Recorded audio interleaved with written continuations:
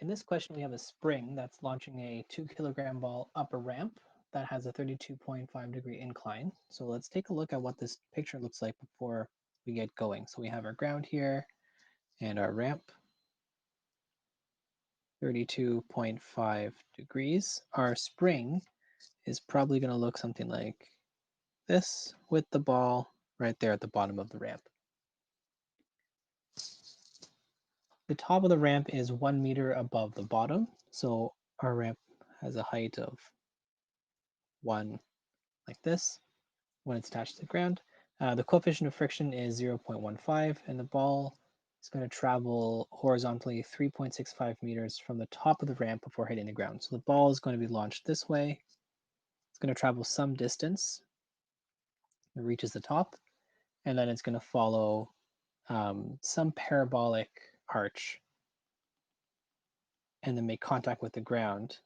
This is 3.65 meters from the top of the ramp there. So there's going to be some sort of initial velocity that we're dealing with. And then, of course, there's an x and a y component to that initial velocity. The question is ultimately asking us to solve for the compression of the spring. So how much was it compressed before the ball was let go? So I'm just going to add a couple more things that we know here. We know the mass, that's 2.0 kilograms. We know our K value, 28.5 newtons per meter. And we know our coefficient of friction, 0.15. We are ultimately looking for x. That's the compression of the spring, our x value. So there's a lot to unpack with this question, but we'll start with knowing that the energy at the bottom is going to be simply made up of our spring energy, and then the energy at the top, that's going to be made up of Eg, Ek, and then some amount of work. This means that our conservation of energy equation is going to look something like this. We have our elastic energy. That's what we start with, and there's nothing else.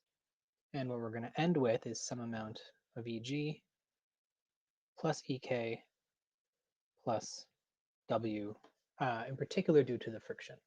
So we're going to have to solve for each of these components, or as much as we can. But let's take a look. We know that EE is 1 over 2 kx squared. Eg is mgh. Ek is 1 over 2 mv squared. And our work is going to be force of friction times the displacement. So we have a lot of this information, but a lot of it we still need to solve for. Let's identify what we need so that we could figure out what equations we're going to make use of. So ultimately, we're asking for x. So of course, we don't know that. We know mg and h. We need to solve for v. We need to solve for f. And we need to solve for d. The easiest of these unknowns to solve for is, of course, d. Because we have the vertical height as well as the angle, we can solve for the displacement on the incline.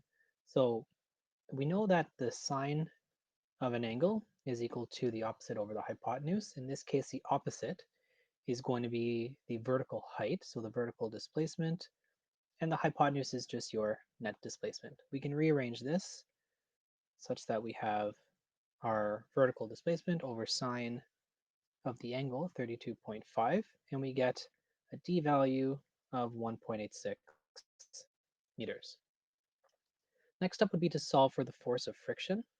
We know that Ff is equal to mu Fn, and we know that Fn is equal to mg times the cosine of the angle we're dealing with.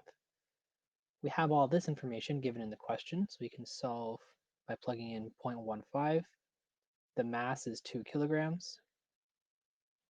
Our value for g is 9.8 newtons per kilogram times cosine of our angle, 32.5, which gives us 2.48 newtons for our force of friction. Next up is going to be to solve for v, because that's our last unknown. To solve for v, though, the only option I have is to use our projectile motion equations. And for that, I need to know, or I need to be able to solve for the change in our y direction equal to viy times t plus 1 over 2 at squared. So of course we don't have vi and we don't have t. We can make up an expression for t though that is in terms of v. And to do that, if we acknowledge that t is equal to dx over vx, we know our displacement in the horizontal direction, 3.65 meters, and we know that our x component of velocity is going to be equal to our initial velocity times cosine of 32.5.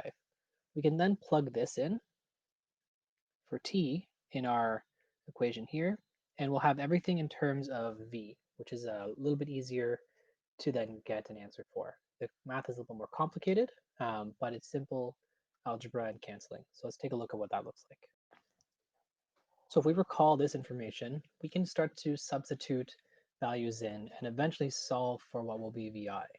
So our change in displacement from the top of the ramp to the bottom, that's the y we're looking at here, and that's negative 1.0 meters. We have our VIY, which is simply going to be made up of our VI sine theta, which is 32.5 times t, plus 1 over 2 negative 9.8 t squared. So again, it looks like we've got a problem because we have two variables here, but I'm going to substitute what I know to be t. So I have, again, VI sine 32.5. My value for t is 3.65 over V1 cos 32.5 plus 1 half negative 9.8, 3.65 over V1 cos 32.5 all squared. So now we've gotten rid of t and we only have one variable left, vi. We can cancel some things here. This vi is going to cancel, and this sine and cos are going to turn into a tan because we have a trig identity sine theta over cos theta equals tan theta. So that means that I can simplify my equation a little bit. 3.65 times tan 32.5, so that's the first term, minus 4.9, because I did 1 half times negative 9.8. And then I'm going to take my squared in there, and I'm going to end up with 13.32 over v1 squared times 0.711. So there's a little bit of algebra we can do. We can start to rearrange here. I kind of challenge you to do that on your own. But at the end of the day, what we end up with is v1 equal to 5.25 meters per second. So go ahead and try to rearrange that so that you get the same answer for vi.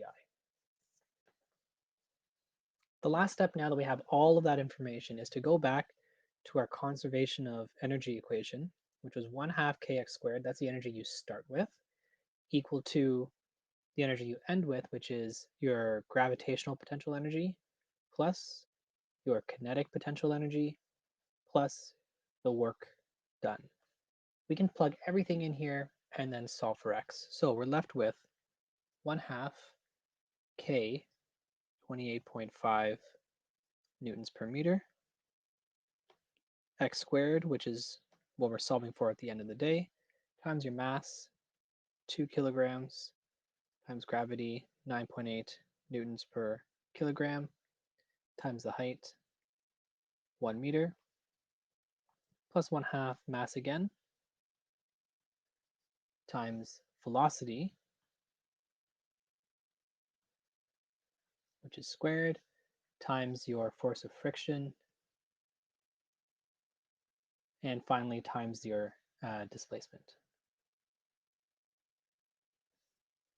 By adding everything up on the right and dividing by what you have on the left, you end up with x equal to plus or minus 1.9 meters.